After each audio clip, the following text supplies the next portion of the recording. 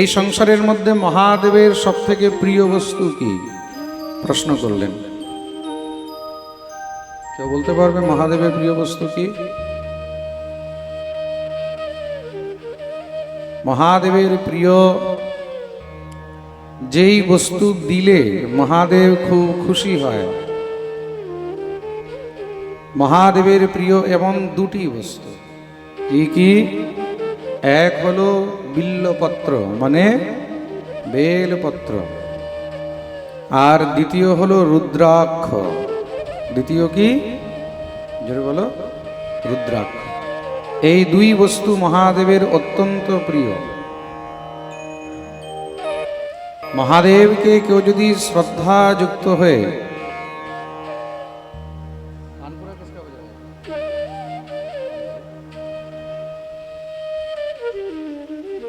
মহাদেবকে যদি কেউ শ্রদ্ধাযুক্ত হয়ে বিল্লপত্র অর্পণ করে, খুব মন দিয়ে শুনবে কিন্তু, মহাদেব তাতে অত্যন্ত প্রসন্ন হয়। এবার অনেকে প্রশ্ন করে মহাদেবকে বিল্লপত্র কতটা দেওয়া উচিত, তাই না? তা কটা দেওয়া উচিত? মহাদেবকে বিল্লপত্র একটাও দেওয়া যায়। কটা?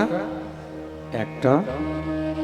তোমার কাছে যদি সামর্থ্য থাকে তাহলে 3টে দাও, 5টা দাও, আরো বেশি হলে তখন 11টা দাও, আরো যদি বেশি সামর্থ্য হয় তাহলে মহাদেবকে 50টা বিল্লপত্র দাও, আরো বেশি যদি সামর্থ্য হয় তাহলে মহাদেবকে 108টা বিল্লপত্র দাও। তো মহাদেবকে মিনিমাম থেকে মিনিমাম 1টি বিল্লপত্র দেওয়া যায়। এইবার অনেকে বিল্লপত্রের মধ্যে বিচার করে, দেখবে অনেক সময় অনেকে যখন মহাদেবকে বিল্লপত্র দেয়, তা বিল্লপত্রের মধ্যে কোথাও যদি একটু কাটা থাকে, ছেঁড়া থাকে, এগুলোকে বাদ দিয়ে দেয়, তাই না? হ্যাঁ, কাটা ছেঁড়াগুলো বাদ দিয়ে তারপরে গিয়ে দেয়। মহাদেবকে বিল্লপত্র অর্পণ করলে সেই বিল্লপত্রের কাটা ছেঁড়া কিছু বাদ দেওয়ার প্রয়োজন নেই। বিল্লপত্র যেমন পরিস্থিতিতেই থাকুক না কেন, প্রত্যেক পরিস্থিতিতেই মহাদেবকে অর্পণ করা যায়। ত্রিদলম ত্রিগুণাকারম ত্রিনেত্রম চ ত্রিধায়তম ত্রিজন্ম পাপ সংহারম বিল্বপত্রম শিবার্পণম। তো মহাদেবকে বিল্লপত্র দিলে কি হয়?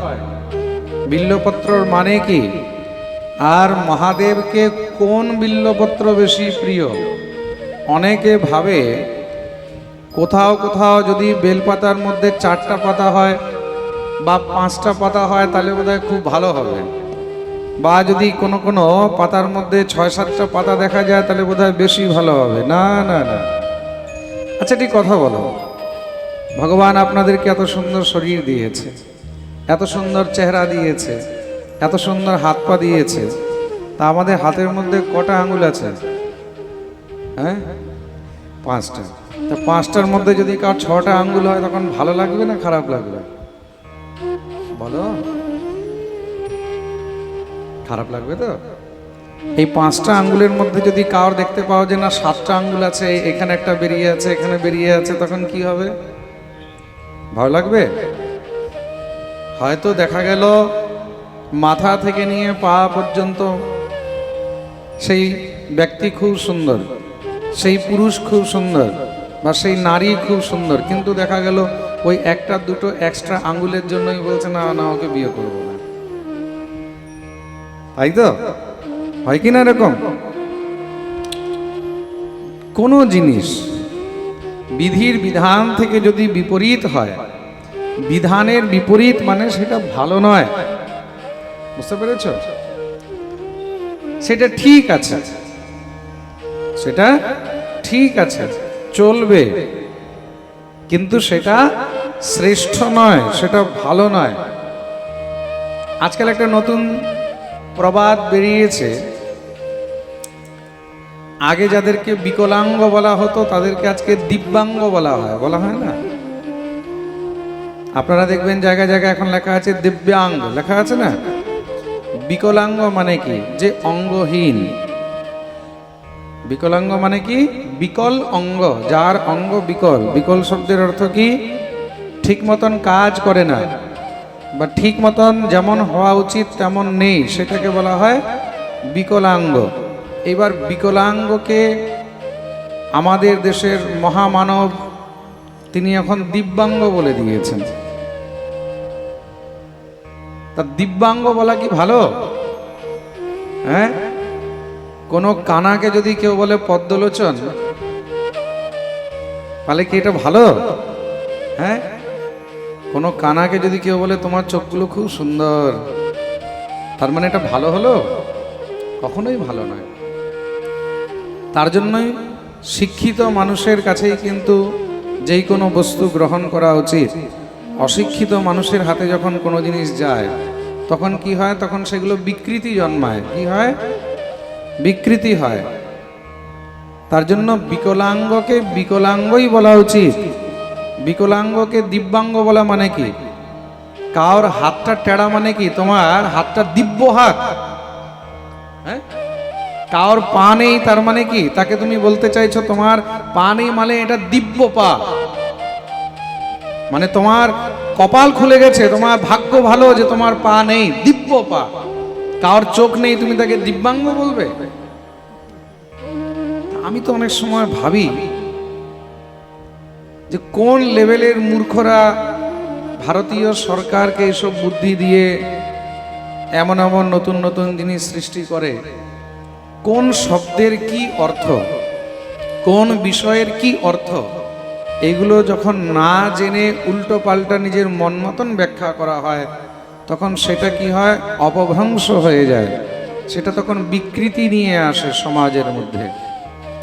তা বিল্বপত্র, যেই বেলপাতার মধ্যে 3টি পাতা আছে সেটাই কিন্তু শ্রেষ্ঠ। বুঝতে পেরেছ? যেই পাতার মধ্যে 3টি পাতা আছে সেটাই হলো শ্রেষ্ঠ, আর সেটাই মহাদেবের অত্যন্ত প্রিয়। তো বিল্বপত্র মহাদেবকে অর্পণ করলে কি হয়? বলে ত্রিজন্ম পাপ সংহার। তার এক জন্মের নয়, 2 জন্মের নয়, 3 জন্মের সমস্ত পাপ নাশ হয়ে যায়। প্রেম সে বলো, ত্রিজন্ম পাপ সংহারম বিল্বপত্রম শিবার্পণম। তো মহাদেবকে বিল্বপত্র অত্যন্ত প্রিয়। কিন্তু বিল্বপত্র মহাদেবকে কিভাবে অর্পণ করবে এটাও জেনে রাখো। বিল্বপত্র যদি তোমার কাছে না থাকে, তাহলে এমন পরিস্থিতিতে শুকনো বেলপাতাও মহাদেবকে অর্পণ করা যায়। একটি জিনিস আমি আপনাদেরকে ডিটেলে বলবো, কেন কি এটা শিব কথা। তো এবার প্রশ্ন আসলো, শিবের পুজো কে করতে পারে? শিবের পুজো এই সংসারের প্রত্যেক জীব করতে পারে। অনেক সময় অনেক মাতারা প্রশ্ন করেন, অনেক মহিলারা জিজ্ঞাসা করেন যে মহারাজজি, মেয়েদের শিব পুজো করতে কোনো দোষ নেই তো? মেয়েদের শিব পুজো করতে কোনো দোষ নেই। মেয়েদেরকে কি পুজো করতে নেই? মেয়েদেরকে শালগ্রাম পুজো করতে নেই। খুব মন দিয়ে শুনবে। মেয়েদেরকে কার পুজো করতে নেই? জোরে বলো। শালগ্রাম পুজো করতে নেই। মেয়েদেরকে বজরংবলীর পুজো করতে নেই। পুজো বলতে মানে গায়ে হাত দিতে নেই। অন্য রকমে পুজো করা যায়। কিভাবে? পুষ্প নিয়ে তুমি দূর থেকে অর্পণ করলে, ধূপ দেখালে, দীপ দেখালে। এখানে এটাও ক্লিয়ার করে বলে দিই, নলে কালকে আবার অনেকে বলবে মহারাজজি তো বলে দিয়েছে হনুমানজির পুজো করতে নেই, আর হনুমানজির পুজো তো মেয়েদেরকে করতে নেই। তা আমি বললাম কিছু, বুঝলো কিছু, তার অর্থ হয়ে যাবে অন্য কিছু। পুজো বলতে গায়ে হাত দিতে নেই, স্পর্শ করতে নেই, মনে থাকবে। স্ত্রী জাতিকে শালগ্রাম স্পর্শ করা নিষেধ। পুজো করা নিষেধটা বললে এটা অন্য অর্থে চলে যাবে। তা জিনিসটা বুঝে রাখুন, পুজো করা যাবে, পুজো বলতে কি পুজো করবে?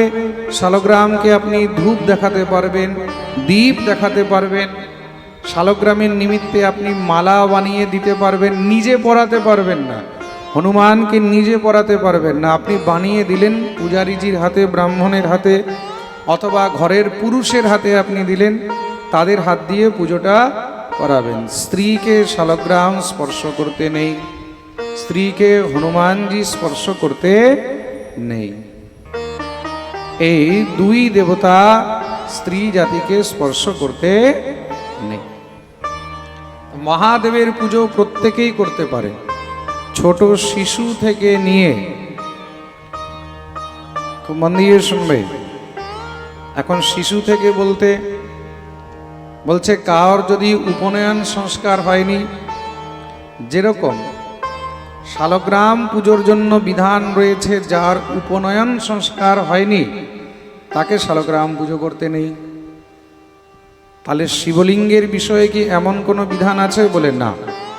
শিবলিঙ্গের পুজো স্ত্রী, পুরুষ, বাচ্চা, বুড়ো সবাই করতে পারে।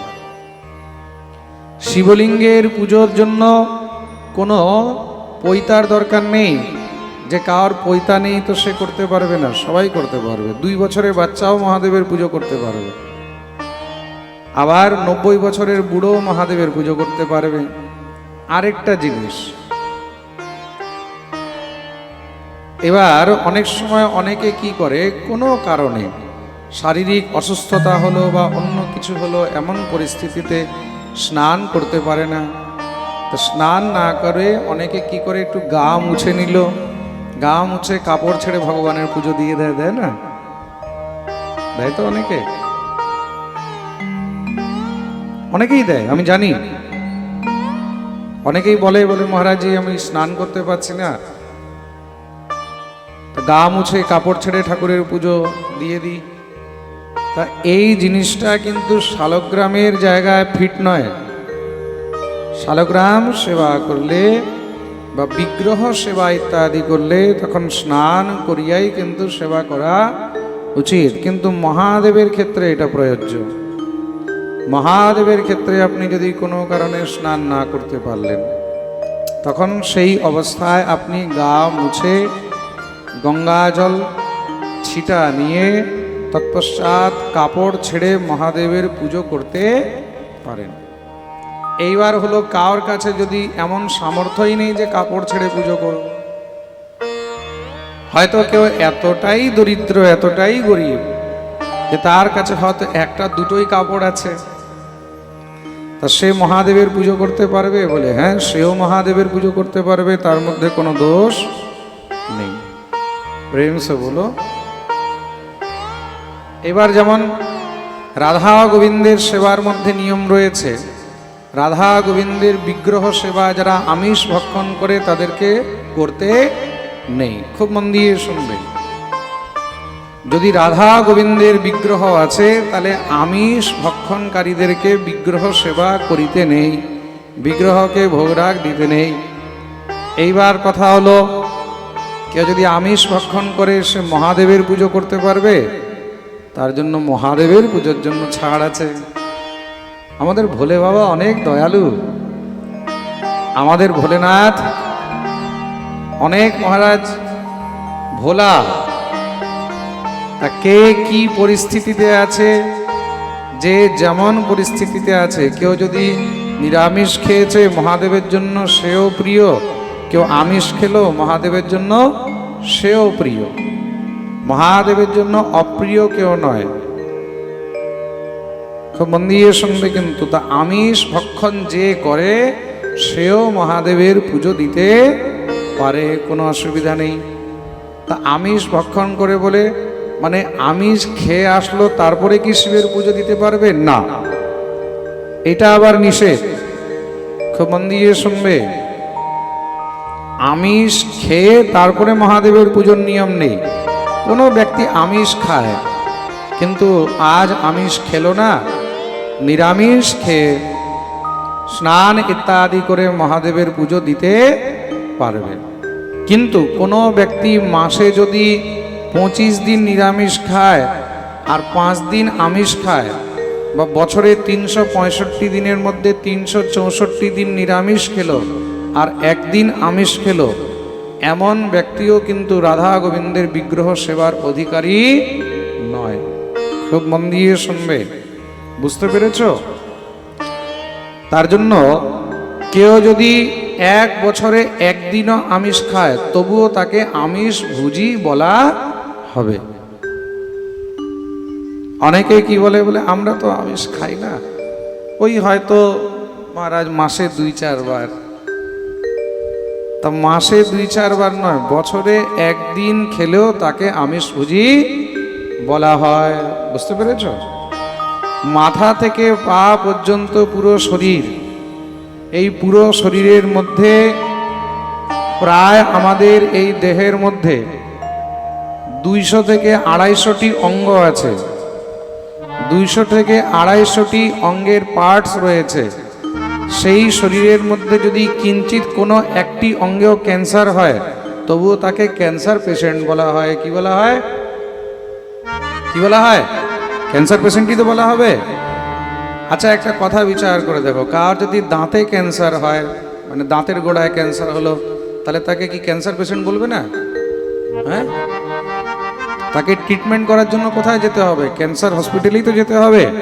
তা কিঞ্চিত একটুখানি কোনো জায়গাতে, চোখে হোক, নাকে হোক, কানে হোক, দাঁতে হোক, মুখে হোক, গালে হোক, মাথায় হোক, ব্রেনে হোক, হাতে হোক, আঙ্গুলে হোক, কোমরে হোক, পেটে হোক, লিভারে হোক, যেই কোনো জায়গায় হোক, পায়ে হোক, আঙ্গুলে হোক, হাঁটুতে হোক, জাঙ্গে হোক, কোমরে হোক, যেই কোনো জায়গায় হোক না কেন, একটু খালি ক্যান্সার হলেই সেটাকেই ক্যান্সার পেশেন্ট বলা হয়। তদ্রূপ যদি কেউ বছরে একদিন তো ছাড়ো, এক বেলাও আমিষ গ্রহণ করে তবুও তাকে আমিষ ভুজি বলা হয়। তা আমিষ ভুজিরা কি মহাদেবের সেবা করতে পারে? 100% করতে পারে, কোনো দোষ নেই। মহাদেবের সেবার জন্য আমিষ নিরামিষের কোনো ভেদাভেদ নেই। প্রেম সে বলো, জোর সে বলো, আওয়াজ नहीं आई। আরো জোরে সবাই दोनों हाथ তুলে জয় জয় শ্রী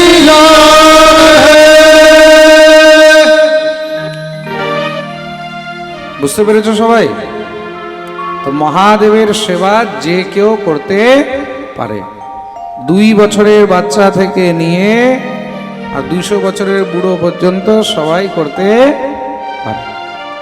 কদাচিৎ কোনো কারণে যদি স্নান নাও করতে পারলো, গা মুছে কাপড় ছেড়েও মহাদেবের পুজো দেওয়া যায়। প্রেম সে বলো।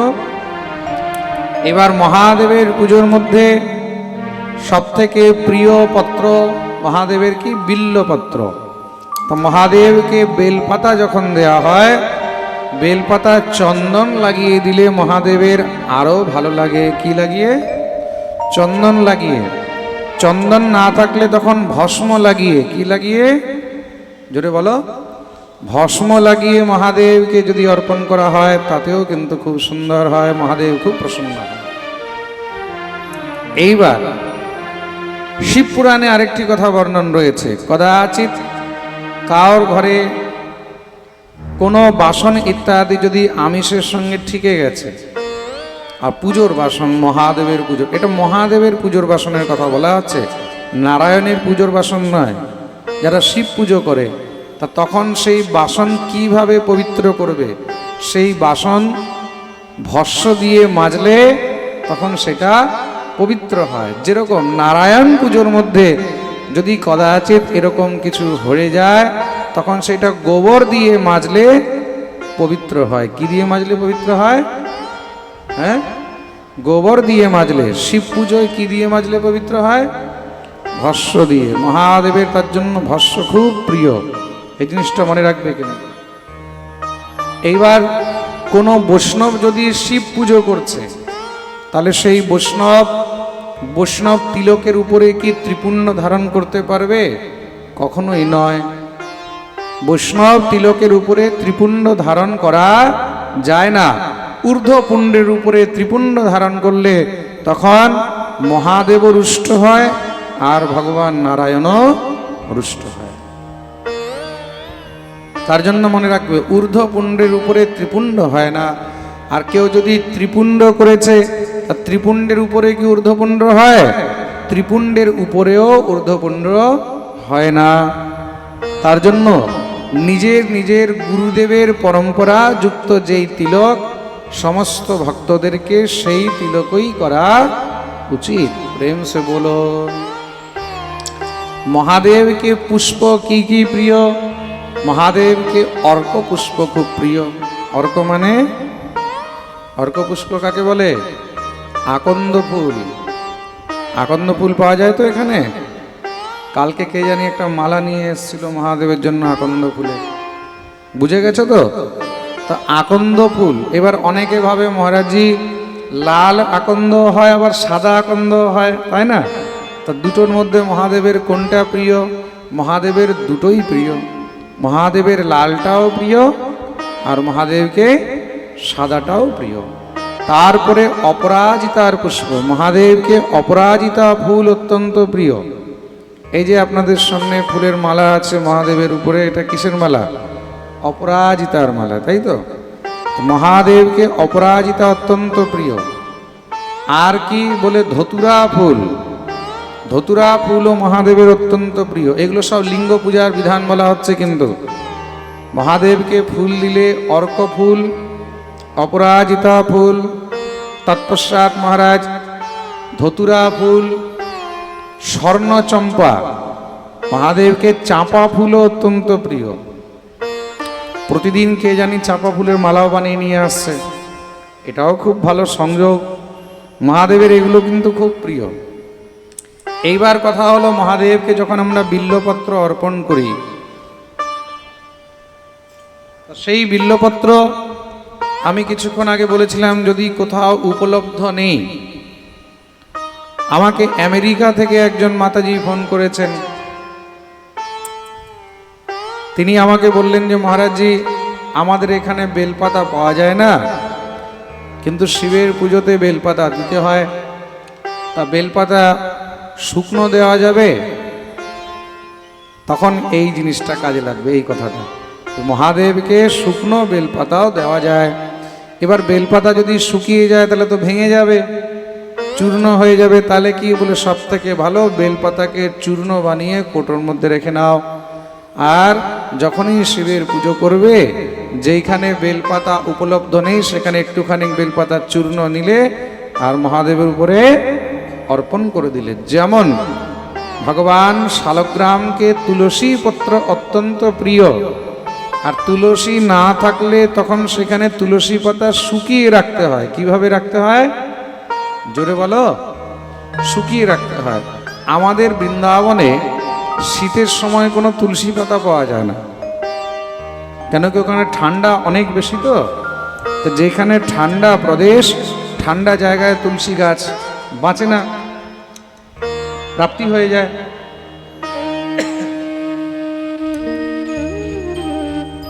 তা ঠান্ডা জায়গায় তুলসী গাছ প্রাপ্তি হয়ে যায় বলে এমন অবস্থায় তখন কি করে, আমাদের বৃন্দাবনে প্রত্যেক মন্দিরে মন্দিরে সিজনের সময় তুলসী পাতাগুলোকে তুলে শুকিয়ে রাখা হয়। আর শীতের দিনে যখন তুলসী পাতা পাওয়া যায় না, তখন ঠাকুরের পুজো কি দিয়ে হয়?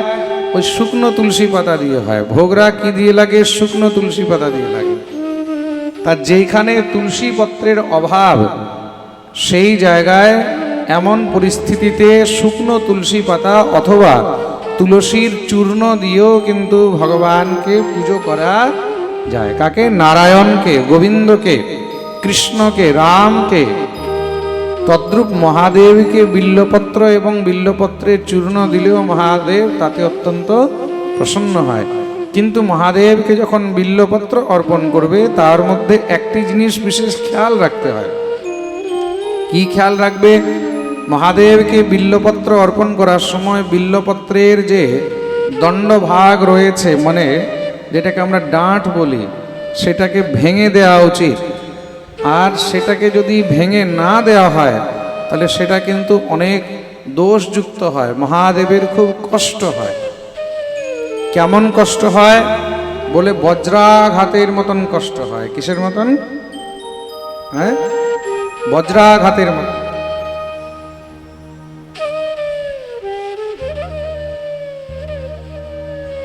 এই যে বেলপাতাটা দেখছেন এখানে অলরেডি ভাঙাই আছে, পণ্ডিতজি এখানে অর্পণ করেছেন, তা উনি জানেন। তার জন্য আমরা সাধারণ মানুষ অনেকে জানি না, তা জানি না বলে বেলপাতা নিলাম, বেলপাতা নিয়ে ধুয়ে মহাদেবকে দিয়ে দিলাম, কিন্তু তা নয়। এই যে বেলপাতার ডাঁটটা আছে এটা তো এত বড় থাকে, তা ওইটাকে ভেঙে দেওয়া উচিত অর্ধেকটা। কতটা ভেঙে দেবে? অর্ধেকটা ভেঙে দেবে। অর্ধেকটা ভেঙে তৎপশ্চাৎ মহাদেবকে বেলপাতা দেবে। তা বেলপাতা কোন দিকটা দেওয়া উচিত? এই যে বেলপাতা আছে এটা হলো বেলপাতার নরম দিক, কোমল দিক, আর এটা হলো বেলপাতার শক্ত দিক। তো মহাদেবকে যখন দেবে তখন এইভাবে দেবে, নরম দিকটা দেবে। কোন দিকটা দেবে? নরম দিকটা। বুঝতে পেরেছ? মহাদেবকে বিল্লপত্র অর্পণ করার মন্ত্র তো রয়েছে, কিন্তু যদি কেউ কোনো মন্ত্র না জানে তখন শুধুমাত্র নমঃ শিবায় কি বলবে? শুধুমাত্র নমঃ শিবায় বললেই হবে। অনেক সময় কি হয়, আমরা পুজো করি, পুজো করতে করতে অনেক সময় মন্ত্র ভুলে যাই, মনে থাকলো না, এরকম হয়ে যায় তো। আমি ত্রম্বকেশ্বর দর্শন করতে গেছি। ত্রম্বকেশ্বর দর্শন করতে গিয়ে সেখানে ত্রম্বকেশ্বরের যখন পুজো দিচ্ছি, পুজো দিতে দিতে আমি মন্ত্রতন্ত্র সব ভুলে গেছি। তা যখন মন্ত্র ভুলে গেছি, এখন কি দিয়ে পুজো দেব, তখন শুধু একটাই জিনিস মনে পড়ছে, কি? নমঃ শিবায়, ওম নমঃ শিবায়, ওম নমঃ শিবায়, ওম নমঃ শিবায়।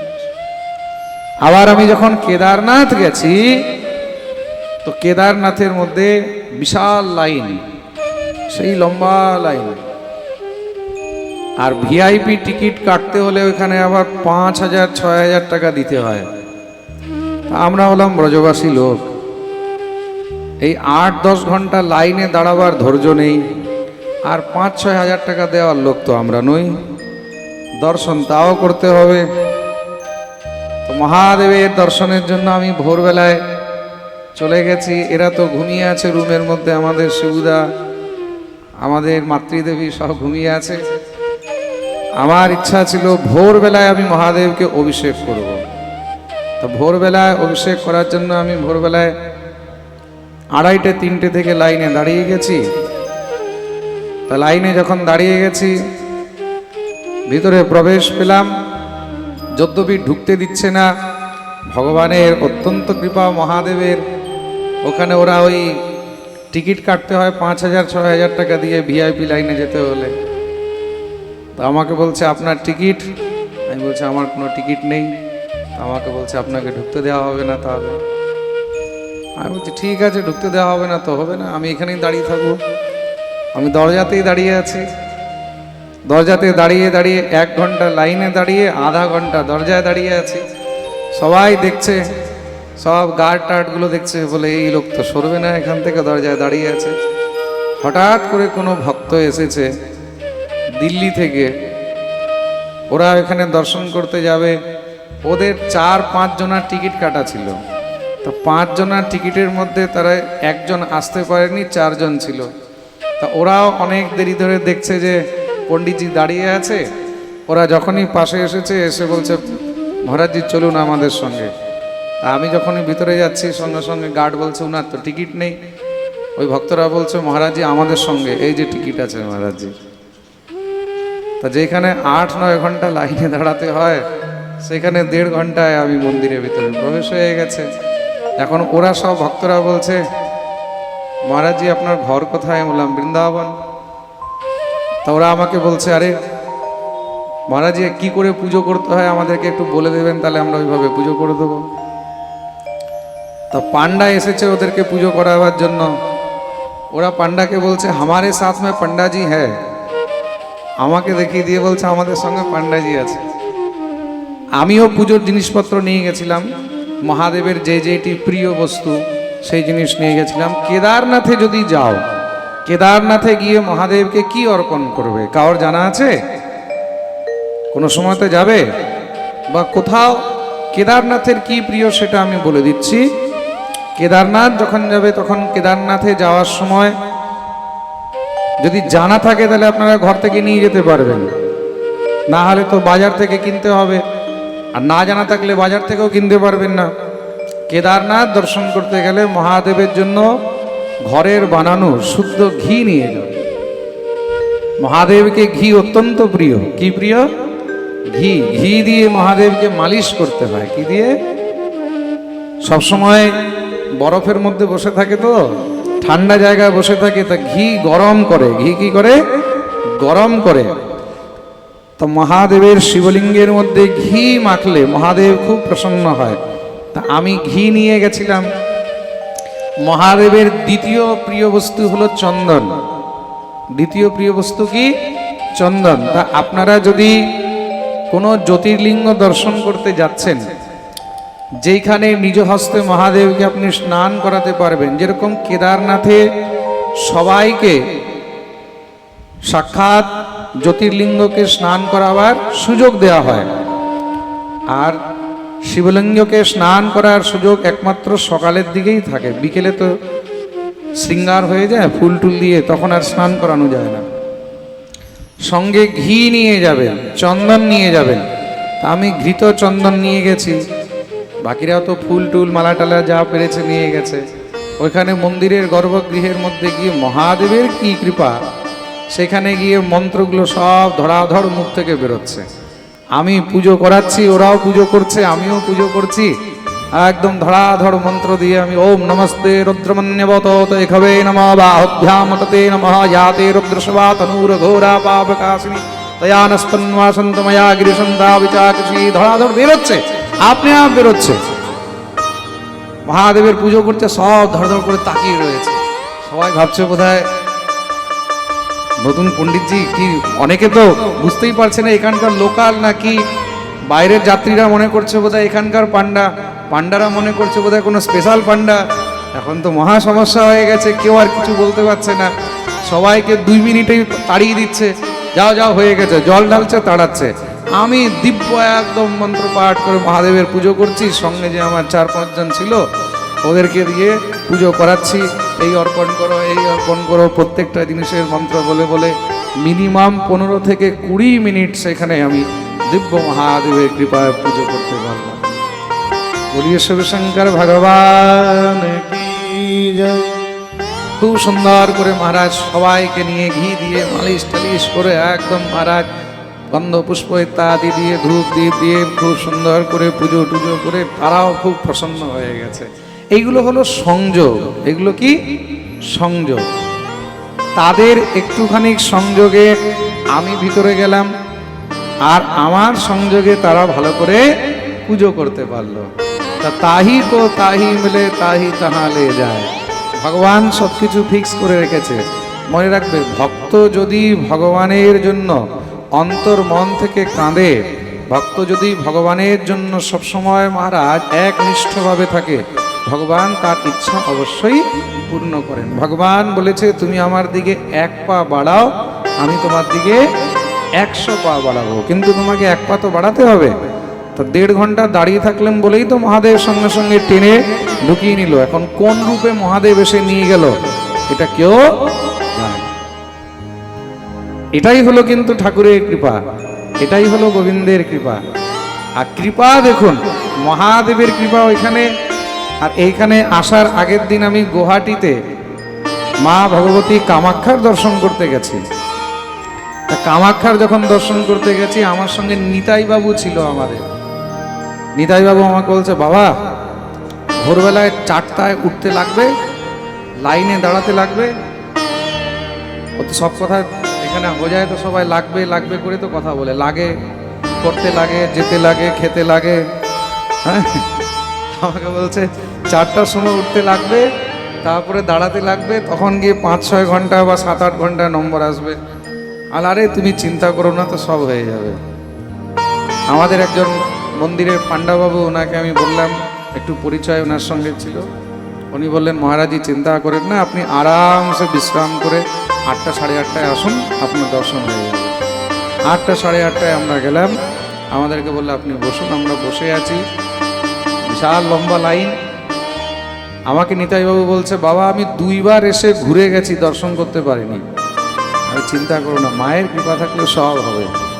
বসে বসে মাকে ডাকছি, হঠাৎ করে আমাদের পান্ডাজি বললো, চলুন মহারাজজি। আমাদেরকে নিয়ে চট করে লাইনের মধ্যে ঢুকিয়ে দিল। যারা ভিআইপি টিকিট কেটে বসে আছে ওরাও কিন্তু বসে আছে, আমাদেরকে একটা স্পেশাল লাইনে ঢুকিয়ে দিল। মাত্র 1 ঘন্টায় মা ভগবতীর চরণে গিয়ে গর্ভগৃহে প্রবেশ করলাম। গর্ভগৃহে যেতেই আমাদের পান্ডাজি মহারাজ সবাইকে পুরো লাইন দাঁড় করিয়ে স্পেশাল করে আমাদেরকে পুজো করাবো। বৃন্দাবন থেকে এসছে মহারাজজি, আরেকজন মহারাজ এসছে বৃন্দাবন থেকে, সেই মিনিমাম এতগুলো তুলসীর মালা, সেই বিশাল মারা লম্বা চওড়া একদম ফার্স্ট ক্লাস টিপ টপ হয়ে উনি বলছে হাম ভি বৃন্দাবন সে আয়া, হাম ভি বৃন্দাবন সে আয়া। ওকে বলছে চুপচাপ बैठिए, ওকে বলছে চুপচাপ बैठिए বলে আমাদেরকে নিয়ে গিয়ে পুজো টুজো করিয়ে সুন্দর করে। আমি বললাম বাহ, এও হলো মা ভগবতীর কৃপা। তা তুমি যদি সর্বস্ব সব কিছু ভগবানের চরণে সমর্পণ করে দাও, তাহলে ভগবান যেই রূপেই হোক না কেন তোমার হাত ধরে তোমাকে কাছে টেনে নেবে। এটা হলো ভগবানের কৃপা, মহাদেবের কৃপা, মা ভগবতীর কৃপা। খুব সুন্দর দর্শন হলো, পুজো হলো। আমিও মানে ধন্য হয়ে গেলাম। আমিও ভাবিনি যে এত সুন্দর দর্শন হবে। যেরকম শুনেছি সবার কাছে 6-7 ঘন্টার আগে নাম্বার আসে না, এই এত লাইন এত লাইন, এত টাকা অত টাকা, কিচ্ছু না। দর্শন করেছি। পান্ডাজিকে বললাম কি দেবো, বলে আপনার যা ভালো লাগে দেন, দিয়ে দিলাম। উনিও খুশি। সব কিছু কিন্তু ভগবানের কৃপাতেই সম্ভব হয়। তা আপনি মন্দিরে গেলেন, মন্দিরে গিয়ে সেখানে যদি কোনো সময় কোনো মন্ত্র মনে না থাকে, ঘরেও যদি কোনো মন্ত্র মনে না থাকে, তখন মহাদেবের পুজোর মধ্যে শুধুমাত্র একটি মন্ত্র বলে আপনি সব কাজ করতে পারবেন। সেটা কি? সেটা হলো হরে নমঃ শিবায়, নমঃ শিবায়, নমঃ শিবায়। ঠিক তেমনি আপনি নারায়ণের পুজো করছেন, গোবিন্দের পুজো করছেন, গোবিন্দের পুজোর মধ্যে যদি কোনো মন্ত্র আপনার মনে না থাকে, তখন সেখানেও শুধু একটি মন্ত্র দিয়ে আপনি পুজো করতে পারবেন। আর সেটা কোন মন্ত্র? সেটা হলো শ্রী হরয়ে নম, হরয়ে নম। আপনি ফুল অর্পণ করুন, হরয়ে নম, তুলসী দেন, হরয়ে নম, ভোগ লাগান, হরয়ে নম। কোনো মন্ত্র যদি মুখস্থ না থাকে কিচ্ছু দরকার নেই, শুধু এই শ্রী হরয়ে নম ষড়াক্ষর মন্ত্র, এটাকে কত বলা হয়? ষড়াক্ষর মন্ত্র। এই মন্ত্র দিয়েই নারায়ণের সমস্ত পুজো করা। বলিয়ে ভক্তবৎসল ভগবান কি। তা আজকে আপনারা বুঝে গেলেন বেলপত্র ভগবানকে কিভাবে অর্পণ করা উচিত, মহাদেবকে, ঠিক তো? তো মহাদেবের প্রিয় হলো বেলপত্র। বিল্লপত্রকে দ্বিতীয় শিবের স্বরূপ বলা হয়েছে। কি বলা হয়েছে?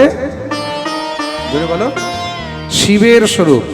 যদি কোথাও শিবলিঙ্গ নেই, আরেকটা জিনিস খুব মন দিয়ে শোনো, কোথাও যদি শিবলিঙ্গ নেই, শিব পুজো করতে পারছো না, কিন্তু সেখানে যদি বিল্ল বৃক্ষ আছে, মানে বেল গাছ আছে, তাহলে সেখানে বিল্ল বৃক্ষে গিয়ে বেলের মূলের মধ্যে মানে গোড়ার মধ্যে সেখানে মহাদেবকে ধ্যান করে, মহাদেবকে স্মরণ করে সেখানেও পুজো করা যায়। সে মহাপুরাণে তার বর্ণন রয়েছে। কিন্তু এটা হলো বিল্লপত্রের মহিমা, মহাদেবের অত্যন্ত প্রিয় বস্তু।